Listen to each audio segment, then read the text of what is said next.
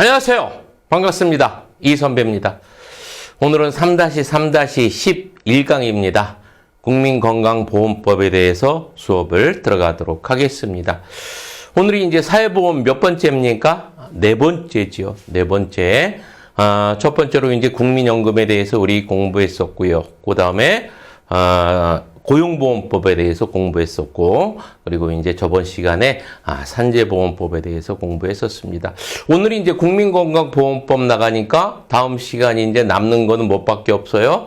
그렇죠. 노인장기요양보험법밖에 없습니다. 이제 그것만 하면 사회보험에 대해서는 다 마무리 돼 있습니다. 자, 오늘이 이제 나가는 국민건강보험법. 여러분들 예전에 의료보험이라고 했었고요. 이제 다 통합이 돼서 국민건강보험법이라고 이야기하죠. 왜 만들어졌는지는 여러분들은 잘 알고 계실 거예요. 그렇죠? 이제 국민의 질병이나 부상 같은 거 당했을 때 이제 치료하고, 또 예방도 하죠. 예방 목적으로. 그리고 이제 재활. 그리고 이제 요즘에는 이제 출산이 문제가 되기 때문에 출산에 관련된 부분, 또 이제 사망과 관련된 부분, 이게 통체적으로 또 국민들이 건강 증진에 대해서 이제 보험급여를 실시할 목적으로 만들어진 법이 국민건강보험법입니다. 여러분들이 더 잘 알고 계실 거예요. 그죠? 잘 알고 계실 겁니다. 자, 그러면은 이제 칠판을 보면서 이제 쭉 한번 정리를 하고 넘어가도록 하겠습니다. 제일 먼저 나오는 것이 건강보험 사업은 누가 주관한다? 보건복지부 장관님께서 주관하십니다. 그래서 여러분들이 이제 공부했던 것 중에서 여러분들 국민연금 역시 누가 주관했어서? 보건복지부 장관님이 주관했었고요. 지금 오늘 배우는 국민건강보험법도 보건복지부 장관님이 주관하십니다. 그리고 이제 다음 시간에 배워야 되는 노인장기요양보험도 역시 보건복지부 장관이 주관하시죠. 요 세 가지 여러분들이 이제 기억을 해두고 넘어가야 됩니다. 보건복지부 장관님이 주관하는 세 가지 이렇게 적어놨고요.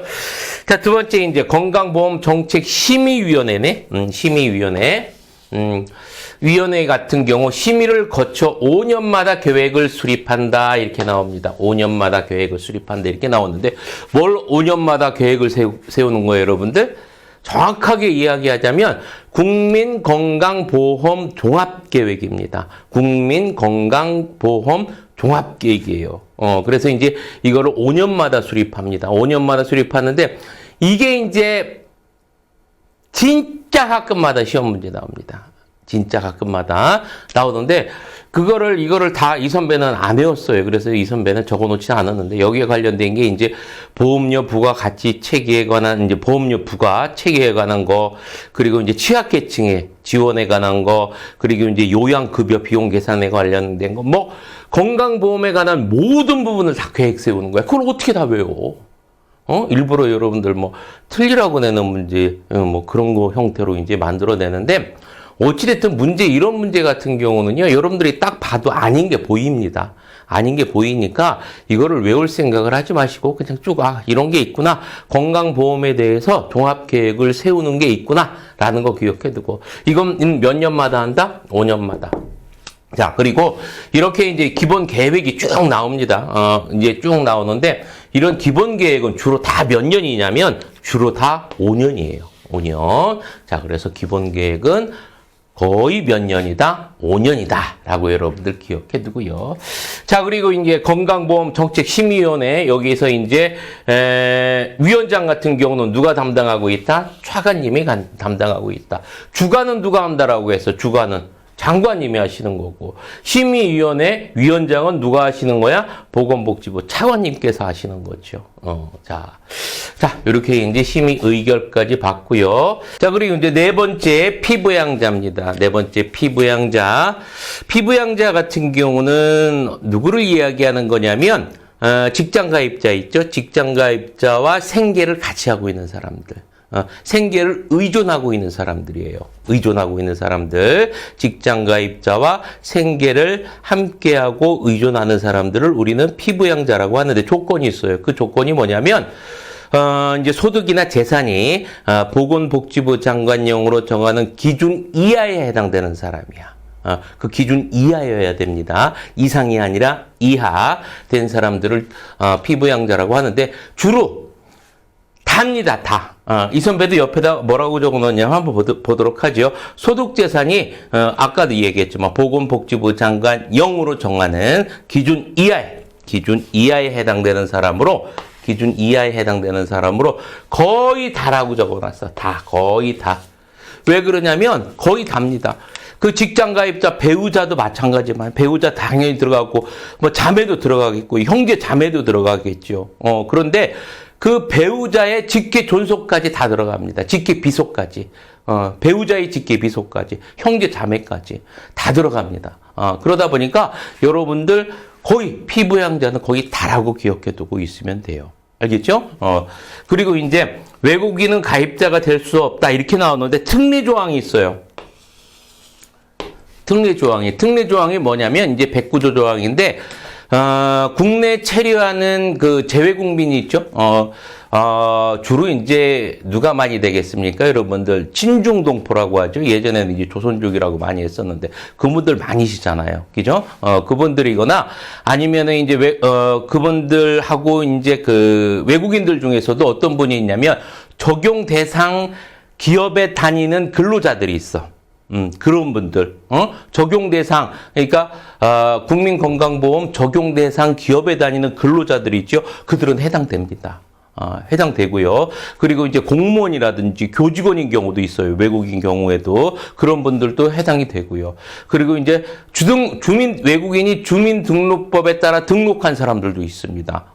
그러고요. 그 다음에 이제 국내 거소를, 국내 여기 삽니다라고 이제 신고한 사람, 그리고 이제 외국인 등록한 사람들이 있죠. 이런 분들은 됩니다. 그래서 외국인 모두 안 되는 건 아닙니다. 모두 안 되는 건 아니다라는 거, 그거 이제 참고적으로 기억을 해둡니다. 자, 그리고 이제 5번, 본인 의사에 따라 임의 가입 인정 안 됩니다. 자기 맘대로 이 뭐 들고 빠지고 이런 게 안 돼요. 알았죠? 건강보험은. 자, 요렇게 해서 여러분들이 이제, 5번까지 한번 살펴봤고요. 자, 이제 뒤를 넘어가서 6번서부터 살펴보도록 하겠습니다. 자격 취득법입니다. 이게 이제 별거 아닌데, 시험에 잘 나옵니다. 한번 보도록 합니다. 자격 취득은 거주하게 된 날이야. 다음 날이 아니야. 자격 취득은 어떻게 한 날? 국내에 거주하게 된 날. 다음 날 아니고요. 상실은 다음 날도 있고 된 날도 있어. 별거 아닌데 한번 봅니다. 사망한 날이 다음 날, 국적일은 다음 날, 국내 거주 아니한 다음 날이야. 여기까지는. 그런데 직장 가입자의 피부양자가 된 날, 수급자가 된 날, 의료보호 대상자가 되어 배제 신청한 날, 내가 이제 뭐가 됐어? 건강보험이 아니라 의료보호 대상자가 됐어. 그러면 의료보호 대상자가 된 날 상실하는 거야. 건강보험은. 이렇게 다음 날과 된 날, 이거를 여러분들 구분을 잘 하세요. 알았죠? 구분을 잘하고 해야 됩니다. 잘해야 됩니다. 구분 꼭 하고 가야 됩니다. 시험 내기가 참 편한 거예요. 시험 내기가 편하다라는 거 기억해 두고요. 자, 그 다음에 이제 8번 급여의 종류에 대해서 나오는 급여의 종류는 크게 두 가지로 나뉘어집니다. 법정급여와 부가급여. 법정급여에는 이제 현물로 주는 거, 현물급여, 그리고 이제 현금급여, 바우처 이렇게 나뉘어집니다. 이거 앞에서 여러분들이 이제 문제 냈던 거 한번 풀어본 경험이 있었을 텐데요. 그래서 현물이냐, 그리고 현금이냐, 바우처냐에 따라서 세 가지로 구분합니다. 시험 문제 내기는 참 좋은데 얼마 전에 희한한 게 나왔어요. 뭐가 나오냐면 이 요양급여에 해당되는 것은 하면서 문제가 나온 적이 있었습니다. 그거 여러분들 그냥 이 선배 생각으로는 아니야. 이런 문제는 아닌데 하여튼 나왔었습니다. 이제 문제가 있으니까 그때 보도록 하고요. 그래서 이제 요양급여에는 해당되는 것은 뭐냐면 이제 우리가 이제 질병에 걸리면 제일 먼저 진찰해야 되잖아. 또 검사하고 또 약 받아야 되고, 그리고 이제 뭐 수술도 해야 되고, 어떨 때는 처치도 해야 되고, 그리고 뭐 재활도 해야 되고, 입원도 해야 되고, 또 어떤 뭐 우리가 어디 뭐 다른 지역으로 이송도 될 수 있잖아. 이런 게 총체적으로 다 요양급여예요. 알았죠? 그래서 요양급여 같은 경우는 우리가 질병에 걸렸거나 아니면 거기에 따라서 수술했을 때 거기에 들어가는 모든 거, 재활까지도 다 포함된다라고 여러분들이 기억을 해두면 됩니다. 그래서 요양급여는 뭐에서 뭐까지 여러분들? 진찰에서부터 뭐까지? 재활까지 모두 다 포함된다라는 거 기억해 두고, 이 선배가 생각할 때는 시험 문제 될 때는 현물, 현금, 바우처 이 세 가지를 구분하는 문제가 훨씬 더 문제 내기가 좋을 텐데 요 문제가 나왔습니다. 요양급여에 해당되는 거. 그래서 현물로 지급되는 것은 이 요양급여, 건강검진, 직접적으로 뭘 한다는 얘기입니까? 여러분들 병원으로 이제 돈을 쏴준다는 얘기죠. 직접적으로 이제 받는 게 아니라 현금으로 받는 게 이제 여러분들 장애인 보조기기 이거 예전에 공부했던 거 있었었죠. 요양비입니다. 간병비는 들어가 안 들어가? 간병비는 아니야. 알았죠? 간병비는 아닙니다. 자, 그리고 이제 임신, 출산, 진료비 같은 경우는 이제 바우처로 지급되고요. 그래서 급여는 현물로 받는 경우, 또 현금으로 받는 경우, 또 바우처로 받는 경우 이 세 가지가 있다라고 여러분들 기억을 하고 넘어갑니다. 됐습니다.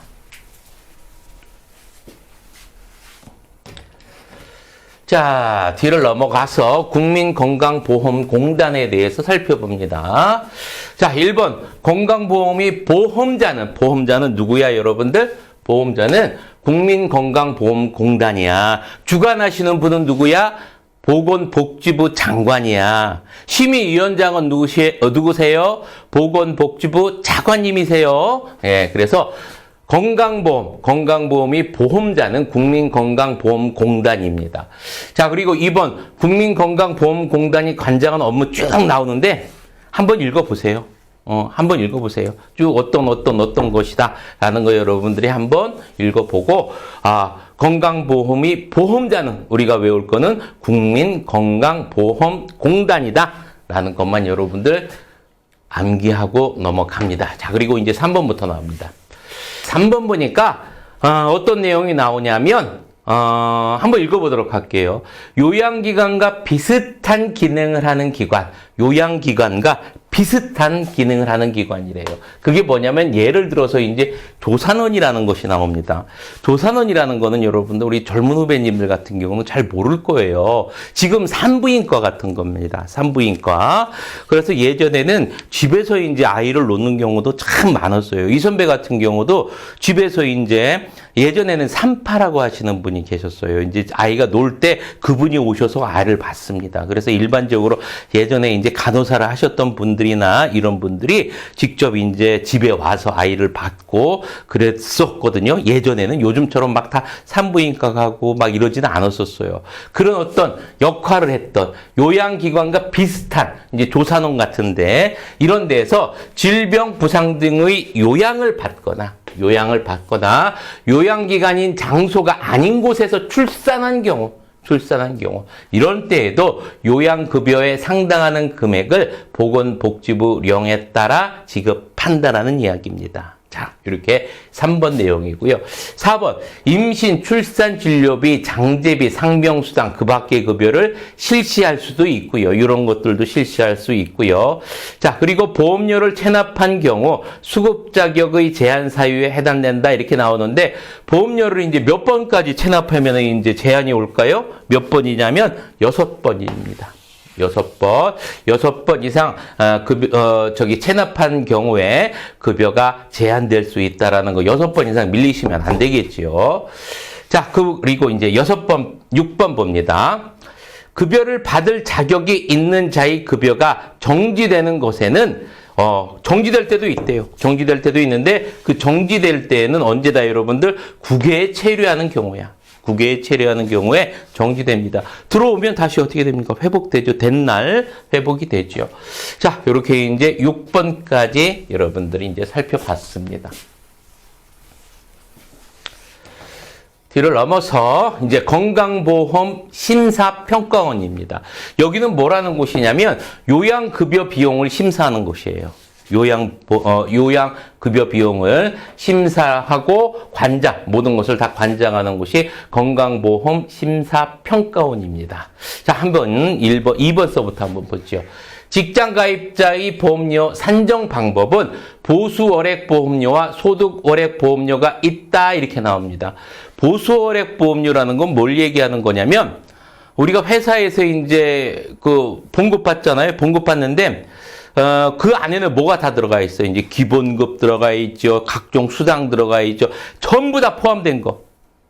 그게 이제 보수월액이에요. 그 전부 다 포함된 거. 여기에 이제 보험료율을 보험료율을 곱해가지고 나온 게 보수월액 보험료고요. 소득월액은요, 뭐냐면 보수 있지, 그 총 보수에서 뭐 보험료 빼고 세금 빼고 여러 가지 공제금 빼고 다 제하고서 실제 받은 거. 실제 받은 게 이제 그 소득이에요. 그게 이제 실제 소득, 그거를 이제 소득 월액이라고 하는 거야. 그래서 소득 월액 보험료라는 것은 이렇게 이제 막 받은 거 보수해서 여러 가지 보험료 빼고 세금 빼고 공제 다 빼고 남은 실제적으로 받은 거에다가 보험료율을 곱한 게 소득 월액 보험료입니다. 그래서 일반적으로 이제 직장의료보험은요, 직장의료보험은 이 두 가지 요소를 기반으로 해서 계산이 됩니다. 알겠죠? 자, 그래서 직장 가입자의 보험료 산정 방법은 두 가지가 있다. 보수월액과 보수월액 방법과 그리고 소득월액 보험료가 있다라는 거 기억을 해두고 보수월액은 상하한선이 있다. 요거 있죠. 처음에 모두 다 합쳐져 있는 거. 모두 다 합쳐져 있는 거. 보수월액은 상한선이 있다라고 기억해두고요. 자, 그리고 3번 봅니다. 여기 직장보험료 됐는데 그러면은 지역가입자는요. 지역가입자 보험액은 여러분들 어떻게? 지역가입자는요, 세대별로, 세대 단위로 산정하는데, 보통 뭐를 기반으로 해? 뭐를 기준으로? 여러분들 잘 알다시피 똑같습니다. 소득과 재산을 기준으로 해서 이제, 지역가입자 같은 경우는 산정을 합니다. 그래서 일반 직장가입자와, 이제 그 지역가입자 같은 경우는, 보험액 그 산정 방식이 좀 달라요. 다르니까 그렇게 알고 계시면 될 겁니다. 자, 그리고 이제 3번 봅니다. 국민건강보험에서 지역가입자와 직장가입자, 그거 나오네. 보험료 산정 방식은 어떻다, 여러분들? 다릅니다. 좀 전에 금방 이야기했었죠. 자, 그리고 4번. 국내에서 거주하는 직장가입자의 보험료는 1000분의 80, 약 한 지금 7% 정도 됩니까? 6, 7% 될걸요? 그 정도. 1000분의 80 범위 안에서 정하고요. 자, 그리고 이제 국민건강보험료 경감 대상자. 이것도 가끔가다 나오던데, 문제가. 자, 첫 번째가 휴직자, 그리고 65세인 사람, 그리고 장애인, 그리고 선벽지, 농어촌 등 대통령령이 정하는 지역에 거주하는 사람들 같은 경우는 어떤 대상자예요, 여러분들? 경감 대상자입니다. 경감 대상자. 자, 이렇게 여러분들 기억해두면 되겠죠. 자, 뒤로 넘어가서 6번 봅니다. 사립학교 교직원의 경우 보험료는 가입자 50%, 사용자 30%, 국가 20% 이렇게 부담한다라는 거 기억을 해두고요. 자, 그리고 이제 권리구제 절차는 이의 신청과 심판 청구가 있습니다. 자, 권리구제하는 방법, 이의 신청과 심판 청구가 있는데 한번 밑에 거 한번 보도록 하죠. 이의 신청, 심판 청구에 대해서 9번에 나와 있습니다. 9번에.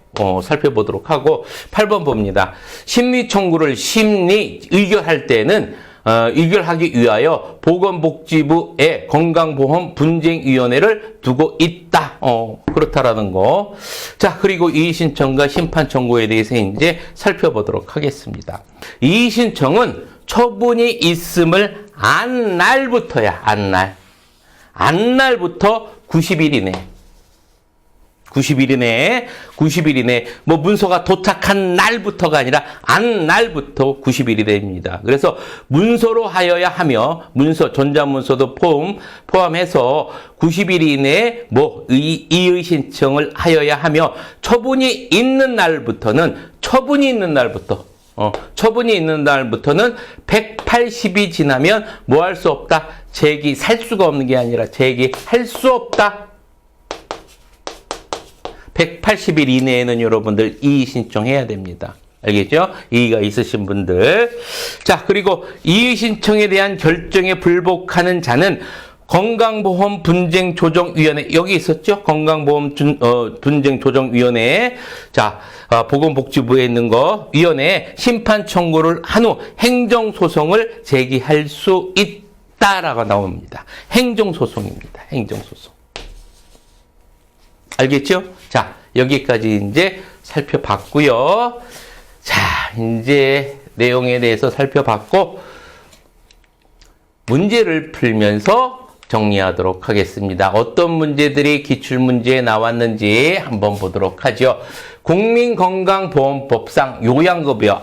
좀 전에 이 선배가 이야기했던 거 있죠. 요양급여. 어디서부터 어디까지, 치료에서부터 뭐까지, 재활까지 전부 다 들어간다라고 이야기했었습니다. 그죠? 그런데 뭐는 안 들어간다라고 했어요, 여러분들? 간병비는 안 들어간다라고 했어요. 간병비는. 알겠지? 예방, 재활, 이송에서부터 처치, 시술, 치료, 그리고 약 받는 것까지 모두 들어갑니다. 요양급여에. 자, 그래서 50번에 간병비는 안 들어갑니다. 그래서 몇 번? 50번의 정답은 3번이 되겠습니다. 자, 그리고 이제 51번 봅니다. 국민건강보험 법령상 건강보험 가입자의 자격을 상실한 날로부터 옳은 것은 자, 51번. 1번. 국적을 잃은 날이야? 국적을 잃은 다음 날이죠. 다음 날이고. 2번. 사망한 날이야? 사망한 다음 날이죠. 자, 국내에 거주하지 아니하게 된 날, 이건 맞아 틀려? 맞죠. 그렇죠? 51번의 정답은 3번입니다. 4번 봅니다. 의료급여에 따라 급여를 받게 된 날이 다음 날이야? 된 날이지. 된 날. 자, 그리고 5번. 직장가입자의 피부양자가 된 날이 다음 날이야? 된 날이지. 다음 날까지는 왜 썼어? 된 날이지. 자, 그러면 51번의 정답은 몇 번? 3번입니다. 이거 별 수 없습니다. 그렇죠? 이거 별 수 없습니다. 여러분들 꼼꼼하게 정리를 잘 해두세요. 나올 부분 있는 것은 많이 나왔던 부분은 여러분들 꼼꼼하게 암기를 해둬야 되는 겁니다. 자, 됐습니다. 이제 51번을 문제를 52번 문제 풀어보도록 하겠습니다. 사회복지법의 법률 관계에 관한 설명으로 옳지 않은 것은 13회 문제입니다. 사회복지사업법에 따른 사회복지법인이 아닌 자는 사회복지법인이라는 명칭을 사용하지 이거 뭐 당연한 거죠. 그렇죠? 당연한 거고요.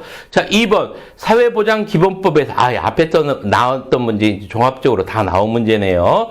사회보장기본법에서 사회보험은 국가의 책임을 시행하는 것을 원칙으로 하고 있다. 맞는 이야기입니다. 그렇죠? 맞는 이야기고요. 자, 그리고 3번. 사회복지법인은 수익을 목적으로 하는 사업 할 수가 있습니다. 알겠죠? 사업을 할 수 있고요. 4번. 의료급여법상 주거가 일정하지 아니한 수급자에 대한 의료급여 업무는 그가 실제 거주한, 기억해둬야 됩니다. 실제 거주지. 실제 거주하는 지역을 관할하는 시장, 군수, 구청장이 한다라는 거 맞습니다. 기억을 해두고요. 5번. 국민건강보험법상 국내에 거주하지 않는 재외국민도 국민건강보험이 가입자가 되는 게 아니라 정지된다라고 얘기했었죠. 그렇죠? 자, 그러면 52번에 옳지 않은 것은 몇 번이 되겠습니까? 5번이 되겠지요. 5번. 됐습니다. 이제 52번까지 풀고요. 이제 53번 보도록 하겠습니다. 자, 53번 이거 또 나왔네요. 국민건강보험법상 가입자가 자격을 상실하는 시기로 오른 것. 상실하는 시기로 오른 것. 자, 사망한 날이 다음 날, 맞아 틀려. 사망한 날이 다음 날. 이건 맞네요. 1번 벌써 나왔네. 옳은 것은 정답 1번. 자, 2번, 3번, 4번, 5번 봅니다. 국적을 잃은 다음 날이고요. 국내에서 거주하지 아니하게 된 다음 날이고요. 자, 그리고 직장 가입자의 피부양자가 된 다음 날이 아니라 피부양자가 된 날이고요. 수급자가 된 다음 날이 아니라 수급자가 된 날이죠. 자, 그래서 53번의 정답은 몇 번? 1번이 되겠죠. 꼼꼼하게 여러분들 잘 체크해 두고서 암기를 해 두세요. 자, 54번 봅니다. 다음 중 국민건강보험법상 국민건강보험 종합계획. 이 선배가 아까 이야기했었죠. 전부 다 포함되는 거야. 포함되어야 할 사항으로 모두 고른 것은 이렇게 나왔습니다. 이런 문제 나올 땐 항상 감이 중요합니다. 문제를 풀어보다 보면. 이런 거 나오면은, 일반적인 거는, 일반적으로, 보편 타당한 거는 그거는 여러분들 거기에 해당이 되는 거야. 한번 보도록 하겠습니다. 보험료 부과 체계 관한 사항 당연한 거겠고요. 보험료에 관련되는 거, 요양급여 비용 역시 국민 건강에 관련된 종합계획에 들어가야 되겠고요. 취약계층 지원 당연하겠죠. 취약계층 지원 당연하겠고요. 건강보험에 관한 통계 및 정보의 관리에 관한 사항 역시 당연하겠죠. 굳이 뭐 뺄 만한 사항이 있어 없어? 없잖아. 그렇죠? 자, 그러면 정답은 54번에 몇 번? 5번이 되겠습니다. 5번. 이런 것들은 여러분들 어쩔 수가 없습니다. 뭐 여러분들이 외우려면은 다 외우셔도 뭐 상관은 없겠지만 찾아보고서 그냥 여러분들 뭐 하실 분들은 어떻게 감으로 해도 이 선배가 생각하기에는 확률이 50% 이상은 되는 것 같아요. 50%가 뭐야? 이런 문제 같은 경우는 60, 70% 되는 것 같아요. 딱 답이 나옵니다. 아닌 것이. 뭐 그렇다라는 거 말씀드리면서 자, 오늘도 이제 건강보험법에 대해서 이제 쭉 살펴봤습니다. 이제 사회보험이 이제 하나밖에 안 남았습니다. 잘 정리 이제 나가시고 지금은 이제 우리가 이제 마지막 8번째 과목 법제론에 대해서 공부하고 있는데 앞에 것도 여러분들 공부했던 거 공부 완전히 해뒀다고 그냥 놔두면 안 되는 겁니다, 여러분들. 계속해서 이제 보면서 반복해서 봐야 되고, 그렇게 해야 됩니다. 그래야지 완전히 자기 있게 돼버려요. 자, 됐습니다. 여러분들 고생하셨고요. 다음 시간에 뵙는 걸 약속드리면서 오늘도 이제 파이팅 하면서 이 시간 마치도록 하겠습니다. 오른손 들고 파이팅!